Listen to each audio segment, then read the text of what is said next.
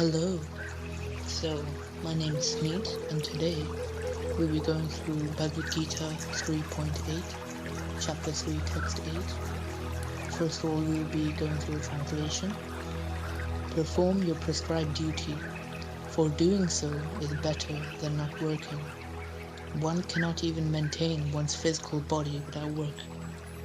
Now, to me, this is actually quite deep, because it talks about how in the world there's so many influential people, so many famous people who day in day out talk about the sacrifices they've made, how they've dedicated themselves to their causes and their beliefs.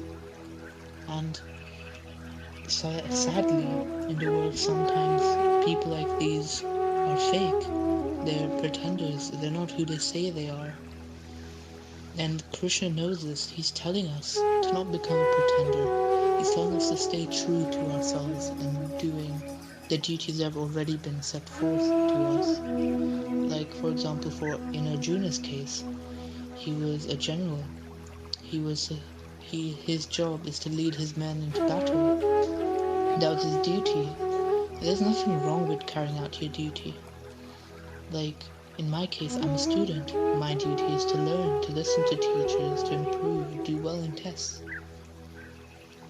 And Krishna talks about how staying true to who you are and not being someone who you aren't, it frees yourself from material bonds, and it gives us a sense of purpose. And he tells us that we shouldn't be working for an end goal of some material reward. Like, your reason for scoring high in tests shouldn't be to get money or a video game.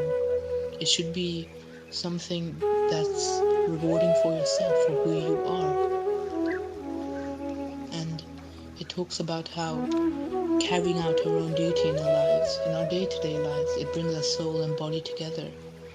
And to me, although it's quite short, this translation does say quite a lot. Thank you. Very well, everyone. The verse I came across today was chapter 11, text 55, and it reads as follows. My dear Arjun, he who engages in my pure devotional service, free from the contaminations of fruitive activities and mental speculation, he who works for me, who makes me the supreme goal of his life, and who is friendly to every living being, he certainly comes to me. From this verse, we can clearly see that pure devotional service is the true goal of our lives.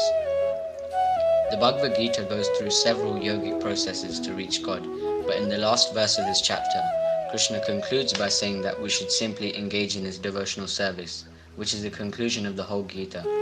Hence, Prabhupada says in the purport that this verse is considered to be the essence of the whole Bhagavad Gita. Krishna also says to become free from fruitive activities, and the only way we can truly do this is by offering the fruits of our action to him. In summary, Krishna says to make him the supreme goal of our lives by performing devotional service, and by doing this we can go to him. Thank you. Hi everyone, hope you're all doing well. So today I opened on chapter 2, text 68.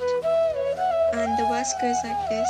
As a strong wind sweeps away a boat on the water, even one of the roaming senses on which the mind focuses can carry away a man's intelligence.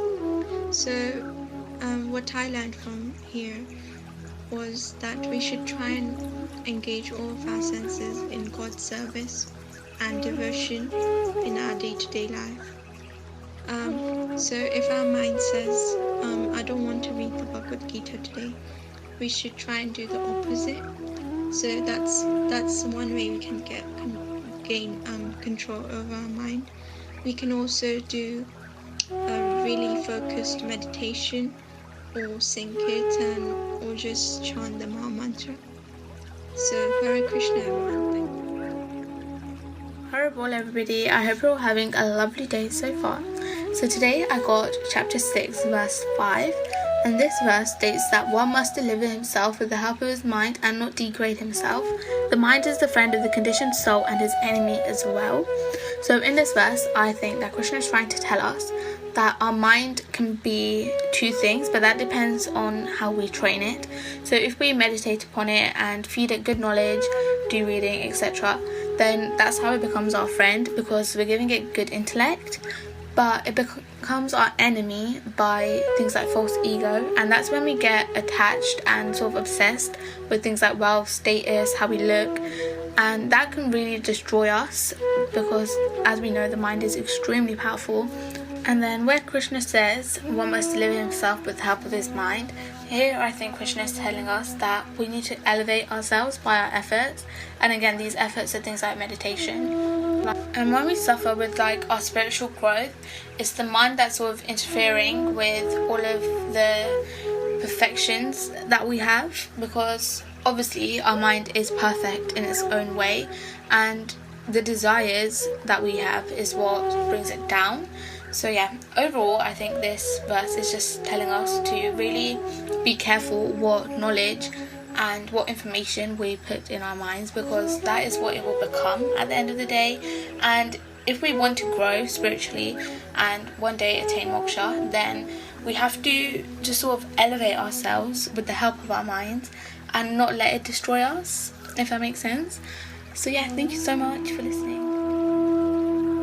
Well everyone, I hope you're all doing well. So today I've got chapter 6, text 6, and it states that for him who has conquered the mind is the best of friends. But for one who has failed to do so, the mind will remain his greatest enemy. I feel like this verse is really important for us, and we should really keep this verse in our minds. This verse is telling us that as long as your mind remains unconquered, you'll always have the feelings in the back of your mind, like lust, anger, illusions, and you won't be filled with love. You'll have all these impure feelings that will control you. You'll also have to serve them. You'll have to deal with them because that's the path that you've chosen. You've chosen to not conquer your mind.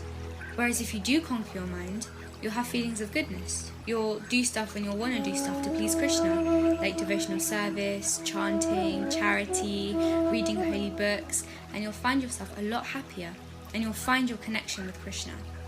If you conquer your mind, you won't have to serve such feelings like anger and lust, because these feelings won't be a part of you anymore and they won't affect you.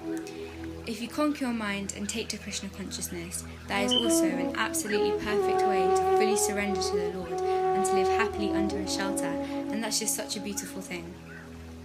So I feel like we should all really keep this verse with us, in our minds and in our hearts, because it's something which whenever we're having feelings of anger, or any impure thoughts for that matter, we should turn to this verse and remember the reason why we're here, and the reason why we need to conquer and control our minds.